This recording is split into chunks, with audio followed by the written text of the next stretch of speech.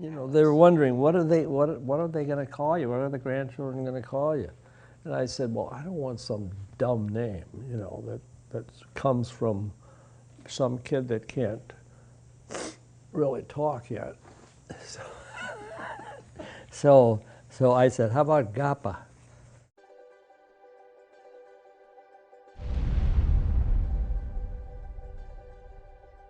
So then I started calling different girls, and they all were doing something or turned me down. And then I called Beverly. He asked me out at the last minute. I think he had a date for this party in Port Huron. It was a fraternity party. And she backed out or something. Anyway. And asked her if she wanted to go, and she said, yeah, all right. I said, will you make a lunch? So she made it a lunch, and we went. And that was it. That was it. Then I started seeing her. When we got married, yeah, we knew we were going to have kids, sure. That was part of it. Janie when I was 23.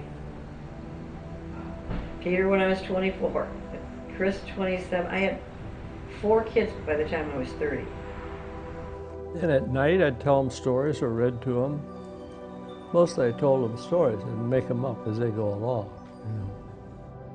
A very fun dad who'd make up games and make up bedtime stories and songs. It was pretty fun. He wore Italian shoes and nicely tailored sport coats, and he had a style about him. He was cooler than us, we the kids, which is saying something. Probably still is. I just remember thinking, my dad's way cooler than I will ever be. He was so childlike, not childish, childlike, that he was always so much fun. It's totally different, I imagine, too, than most people's dads. A friend, you know, he just kind of hangs out and does stuff with us, and he's never, ever told me what to do, you know. He used to tell his sister stories when he was like 6. He'd make up stories, you know. So he always had a story in his head. He always had a yellow pad and a pen, and he would sit and write wherever we went, even on vacations. He was always writing. I believe that you get closer to your story when you're writing on a pad in longhand. You're putting it down, what's happening, you're right there.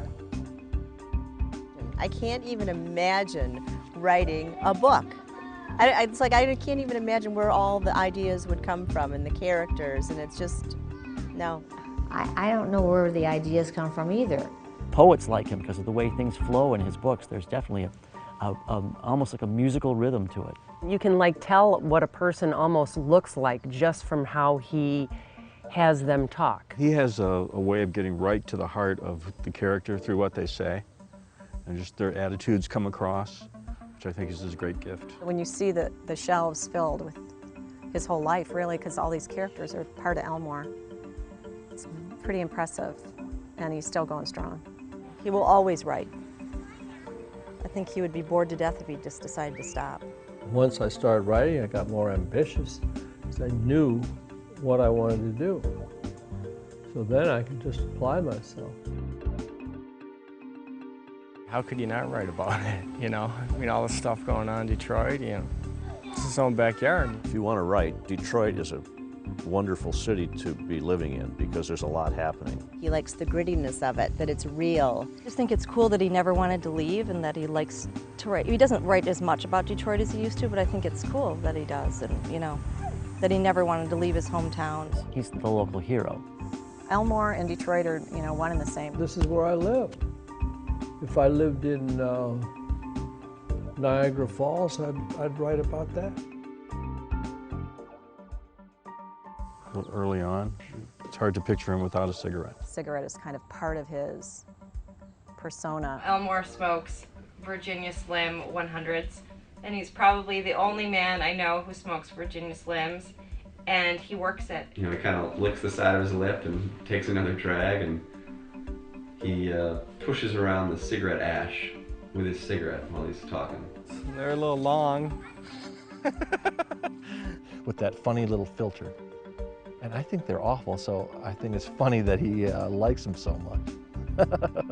So we always used to laugh that that's what he would have to go to the store and ask for, like at Mills or something. I do his typing, and a lot of times I'll come to a page because it's his yellow pages, and I can tell when he's lit a cigarette. When he lit a cigarette when he was writing that page, because it smells so strong. I don't know. I don't know. I mean, I can't imagine needing a cigarette to write, but it's worked for him, so why not? I started to buy them when this girl said, I love Slims. You know, she always called them Slims. Can I borrow one from you? Sure. I think his connections are much more through humor. You know, the humor's the one thing I see. That's what has been passed on to Leonard kids. I'm proud of all of them. I think they're all funny.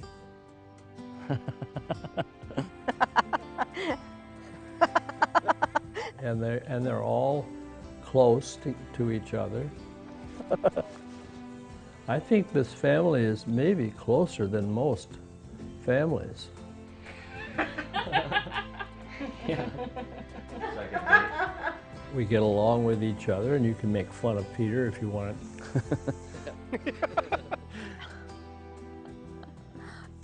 Anybody.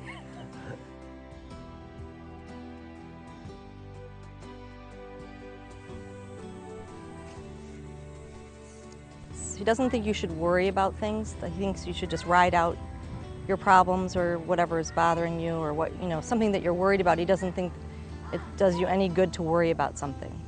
You don't need to do what's expected or what everyone else does to have an interesting life.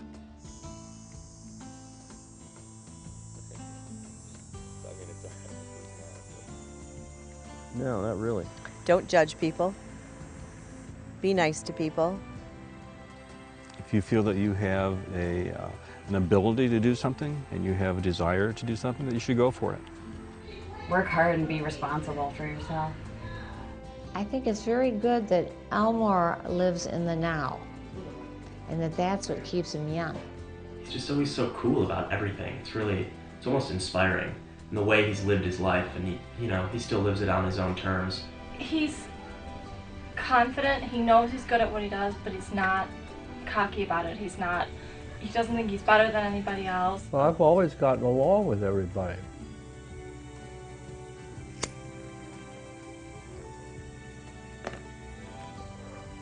It's not hard.